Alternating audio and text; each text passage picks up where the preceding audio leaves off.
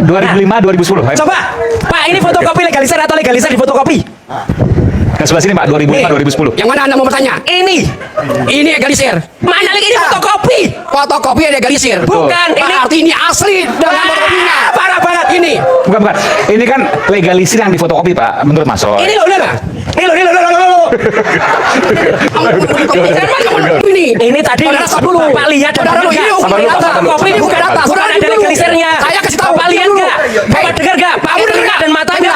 Tadi itu fotokopi nggak ada legalisirnya.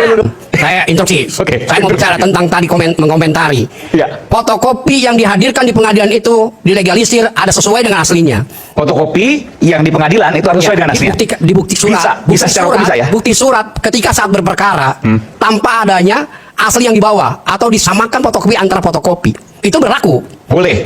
Apalagi ada legalisir dia sesuai dengan keperuntukannya. Jadi bukti hukum fotokopi itu boleh. Boleh, nggak ada masalah. Bentar Mas Saiman. Ini tadi Ini tadi yang jawab dulu. Saya menjelaskan dulu ini. Ini tadi stop dulu. Pak lihat Saudara lu, ini Sabar dulu, data. fotokopi ini bukan data. Bukan ada legalisirnya. Saya kasih tahu. Pak lihat nggak? Bapak dengar nggak? Pak dengar dan matanya. Tadi itu data. Fotokopi nggak ada legalisirnya. Tunggu dulu dong. Dulu, Mas Roy. Kamu ngerti nggak hukum itu? Parah. Bukan parah, kamu yang parah. Oke, Pak. Fotokopi ditempel oleh kantor pos maupun sesuai dengan legalisir. Tadi nggak ada legalisirnya, Sesuai dengan Pak. itu adalah bukti sesuai dengan sah. Nggak bisa kata tadi nggak ada legalisirnya. Nah, Bener terus nggak sih? kedua, saudara meneliti jasa hak orang lain. Dia nggak dengar, nggak lihat lah, para Ada izin nggak? Ada sertifikat penelitinya nggak? Itu nggak punya tadi saudara. nggak ada legalisirnya. Apakah saudara peneliti yang benar? Ada peneliti. Ada surat bukti sertifikat nggak? Dokter hukum nggak ngerti legalisir. Wah, dokter MN nggak jelas. Peneliti itu nggak perlu ada legalisir. Peneliti itu ada sertifikatnya apa? Nggak kelas. Nggak ada itu. Sertifikatnya ada nggak? Satu jelas. Sertifikatnya ada nggak? Oke. Itu baru peneliti yang Oke, sah. bentar. Pak Alim, saya duduk sini ya, Pak Alim tenang deh. Oke. Kamu itu ngomong jotos saja. Jangan dulu kabur bawa ke rumah sakit ini. Ini udah parah ini. Enak aja Parah ini bawa ke rumah sakit aja. Jelas, memang dasar cokor yang jelas juga. Ini ngomongnya jelek banget ini. Ini ngomongnya jelek banget nih. Iya, nanti. Ini ngomongnya jelek banget. Saya lagi tenangin Mas Roy. Seluruh Indonesia lihat nih Kemarin sama Mas rumah sakit aja udah. Kamu yang saya mau kegrobol dia. Oke. Udah kumat kamu di sini. Enggak, rumah sakitnya udah berubah ganti. Apa yang kamu mau itu? Pak Alim, saya mau tanya. Ya udah. Saya Pak. Coba, ayo. Oke. Jadi fotokopi itu bisa dijadikan bukti ketika saat berperkara di depan, walaupun tanpa legalisir. Tanpa adanya legalisir itu dari kantor pos. Tanpa meterai. Oke, dasar hukumnya adalah ahli hukum nih jawab nih. Kalau kantor pos itu cuma bisa ngasehlen, ya, untuk dicap biaya materainya sudah dibayar, itu untuk alat bukti. Iya. Tapi bukan legalisir. Legalisir tidak bisa di kantor pos. Saya belum pernah dengar. Seumur umur saya. Legalisir di fotokopi itu sudah ada legalisirnya tadi saya bilang. Lalu tadi itu nggak ada legalisirnya. Kantor pos melegalisir. Sesuai dengan aslinya gitu loh. Posisi kantor pos bukan pelegalisir. Ini produk-produk dari kantor pos itu sendiri. Pak, Yo. tadi saya ngomong. Ya. Fotokopi yang telah diegalisir oleh yang bersangkutan di universitas, kemudian dijadikan bukti, alat bukti di pengadilan, lalu dikasih materai diegalisir lagi, kantor pos itu berlaku. Selesai kan? Bukan, kalau kantor pos itu bukan untuk. Saya ngomong kayak lagi nih. Bentar, ini kalau jangan membingungkan. Kantor pos itu untuk kalau kita mau mengajukan alat bukti surat, itu dicap di kantor pos, bayar materai. Tadi saya pertama gini pas saya ngomong, ini saya jangan membingungkan di sini. Kalau tidak membingungkan. Sebentar, Pak. Mana jadi pelan-pelan. Nih, fotokopi ijazah yang telah diegalisir oleh yang bersangkutan, lalu difotokopi kembali, dikasih materai, dilegalisir di kantor pos, menyatakan bahwa kita warga negara yang baik. Dilegalisir bisa di kantor pos, Pak? Bisa. Nggak bisa. Legalisir apa? Nggak paham. Nggak bisa. Fotokopi yang diegalisir oleh universitas. Oke. Oke. Oke. Ini udah ada nih sertifikatnya fotokopi ini. Oke. Ada cap sampelnya nih. Iya. Kantor pos. Nah, saya ingin membuktikan bahwa surat saya ini punya asli. Ya, kantor posnya. Lalu kantor posnya itu kasih materai kan selesai. Materai itu hanya untuk Bukan begitu, Pak. alat bukti. Jadi seumur umur saya itu. Itu dasar hukumnya apa? Alat bukti. itu bayar Bukan pajak dasar hukumnya, aja. misalnya undang-undang apa dan seterusnya. Hukum perdata ya? Iya, hukum perdata. Betul. Undang-undang apa misalnya atau pasal berapa? Oh tidak ada pasalnya, itu hanya alat bukti, dibuktikan siapa Saya itu peraturan mengenai biaya materai. Ya, itu biaya materai, Tapi bukan itu ada pasal biaya materai. Nggak ada kaitan ke nggak ada kaitan. Jadi membayar pajak. Tapi saya ingatkan, dokumen fotokopi yang dilegalisir, kekuatan pembuktiannya tergantung hakim mau menerima apa tidak. Hakim kalau tidak mau menerima, dia harus asli, harus dibawa asli. tergantung Tidak Pak. bisa. Tidak bisa Kalau selalu dinyatakan aslinya untuk dia legalisir memang- itu pasti diterima. Hakim tidak harus menerima. Saya bisa buktikan. Itu Saya ada seringkali hakim Pak berperkara perdata Oh, sedemikian. saya dari 89. Waduh. Ya, litigasi. Bapak jemput saya ya. Hah? Iya. Apa pengacara juga Pak Alim? Saya pengacara juga. Saya 89 Sama, Pak. sudah Saya pengacara juga. sudah berlitigasi. 87 saya sudah jadi Tadi, dosen. tadi saya udah ngomong sama Bapak. Jadi- Ini punya fotokopi diegalisir oleh universitas, di stempel universitas. Ya. Lalu kita berperkara. Alat bukti ini kita bawa. Hakim. Tentu syaratnya Ya. harus kasih materai. Ya, itu betul. kan? Betul. Betul kan? Itu betul. Diegalisir oleh kantor Bayar pos. biaya materai. Bener gak kira-kira? Betul. Bener. Ya udah Bukan itu. untuk legalisir. Jangan salah tafsir. Ya. Tidak perlu maksudnya membuktikan aslinya. Setiap alat bukti Tidak itu perlu ukuran membuktikan dengan aslinya. biaya materai. Ya materai. Jadi kita dan transaksi itu pun harus ada materai. dicap oleh kantor pos tadi sebutan. Ya. Oke, bukan legalisir oleh kantor pos, salah Kecuali- istilah aja. Kecuali kalau itu produk dari kantor pos sendiri, Iya. kita legalisir di sana. Paham tadi tak? Oke, teman-teman, jejak ijazah Jokowi mulai terungkap. Bon Jovi buru dokumen asli hingga skripsi dari UGM. Ya, jadi teman-teman, ini semakin seru terkait dengan kasus ijazah mantan Presiden Joko Widodo ini, di mana dari tim ya Bon Jovi ini memburu ya dokumen asli ijazah dari mantan Presiden Joko Widodo, bahkan skripsi, teman-teman. Nah, jadi teman-teman, dalam hal ini bahwa memang ini tidak bisa dipungkirin, nantinya akan ditunjukkan ya di hadapan publik, yang dimana selama ini memang tidak bisa dilihat, tidak boleh diperlihatkan, tidak mau dihadirkan di persidangan. Dan pada akhirnya dari Bon Jovi tersebut, teman-teman, ini saat ini mereka berusaha untuk memburu ijazah asli.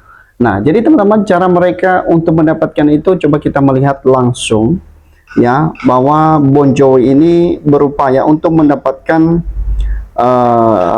fisik asli ijazah dari mantan Presiden Joko Widodo. Dikatakan di sini bahwa anggota bongkar ijazah Jokowi atau Bon Jovi, disingkat dengan Bon Jovi, Lukas Luarso, mengungkapkan pendekatan yang digunakan kelompoknya dalam menelusuri polemik ijazah Presiden ke-7 Joko Widodo. Nah, jadi Lukas ini mengatakan Bon Jovi tidak ingin terjebak dalam perdebatan mengenai apakah ijazah Jokowi asli atau palsu. Ya, jadi teman-teman, saya rasa bahwa ini cara terbaru dari tim ya Bon Jovi tersebut untuk menelusuri ya apakah ijazah dari mantan Presiden Joko Widodo itu asli atau palsu. Dengan cara, teman-teman, mereka selalu menghindari perdebatan, karena mereka merasa bahwa ketika perdebatan yang diutamakan dalam mengungkapkan kasus ijazah mantan Presiden Joko Widodo ini, mereka menilai bahwa ini tidak efektif dalam pengungkapan kasus-kasus terhadap ijazah tersebut. Bahkan dia melanjutkan di sini bahwa Lukas mengatakan Bon Jovi tidak ingin terjebak dalam perdebatan yang seperti yang saya katakan tadi, teman-teman, bahwa mereka fokus ini dalam pendekatan untuk membuktikan apakah ijazah tersebut asli atau palsu. Pendekatan itu, kata Lukas, merujuk pada gagasan yang dikembangkan sosiologi Anthony Giddens.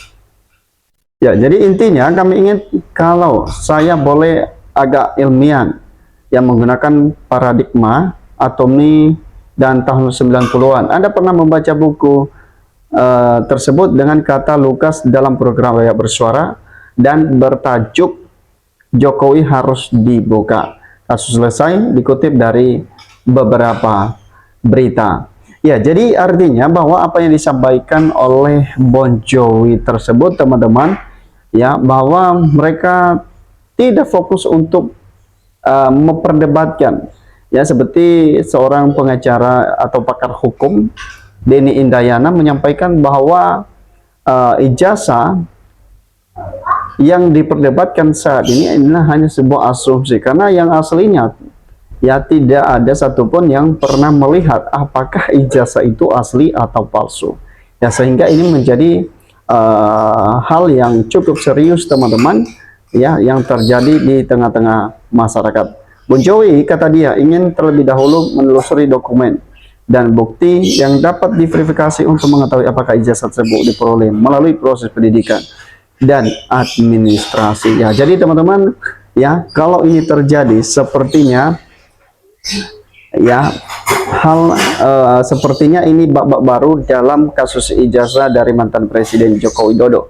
Nantinya ini tidak bisa dihindari lagi ya untuk tidak ditujukan. Ya mau tidak mau nantinya kalau Bonco ini berhasil menelusuri terkait dengan apakah ijazah tersebut asli atau palsu dan akan dibuka nanti di depan umum, tentu Pak Jokowi harus menyatakan apakah ijazah ini nanti didapat dari mana dan apakah ijazah ini didapat dari yang disebut-sebut oleh Roy Suryo dari Pasar Pramuka atau memang dari UGM. Ya, jadi teman-teman bahwa pasti nantinya dari relawan-relawan ini tidak bisa lagi mengelak lagi kalau yang aslinya dibuktikan. Ya tidak mungkin teman-teman yang selama ini mereka bela bahwa menyatakan 99,9% palsu seperti yang disampaikan oleh Roy Suryo, dan ini sepertinya bertentangan dengan relawan-relawan Jokowi yang menyatakan bahwa asli. Nah, dengan adanya bukti nantinya yang bisa ditujukan, tentu para relawan-relawan tersebut teman-teman yang saya rasa tidak bisa lagi mengelak yang akan mengakui kesalahan-kesalahan atau pernyataan-pernyataan mereka yang sebelumnya mereka sampaikan. Nah, kita jadi ada jalan ketiga untuk menyelesaikan sengketa perselisihan yang bersifat sentimen, asli atau palsu. Nah, kita mencoba mendekati dengan paradigma ketiga. Oleh terlepas asli atau palsu, mari kita tengok apakah ada dokumen-dokumen yang mendukung bahwa ijazah Jokowi didapatkan melalui proses yang benar dan didukung oleh bukti-bukti. Nah, jadi ini hal yang saya rasa bahwa ini cukup bagus ya, kalau nantinya dari tim Bojowi ini mempertanyakan hal ini, ya, apakah dokumen-dokumen yang mendukung ijazah Jokowi itu atau didapatkan dari melalui proses yang benar atau didukung oleh bukti-bukti yang lainnya juga, ya, bukan hanya sekedar klaim bahwa ijazah asli tanpa ada pembuktian yang benar teman-teman. Nah, hal ini yang disampaikan oleh tim dari Bonjowi supaya mudah-mudahan ke depan ini akan menjadi lebih selektif lagi ya untuk pengungkapan kasus ini ke pengadilan. Kemudian ia juga membandingkan pendekatan kelompok dengan penelitian sejumlah pihak yang sebelumnya menelaah salinan ijazah Jokowi yang beredar di media sosial. Ya, apalagi karena terus terang kami tidak seperti yang dilakukan oleh Roy Suryo dan kawan-kawan, kami tengah ingin terjebak dalam perdebatan asumtif asli atau palsu. Kita nggak akan membuktikan asli atau palsu, kata Lukas. Ya, jadi teman-teman itulah yang disampaikan oleh pernyataan dari tim Bojowi tersebut dalam pengungkapan kasus ijazah dari mantan Presiden Joko Widodo. Semoga ini akan terungkap. Itu saja teman-teman, sampai ketemu di postingan.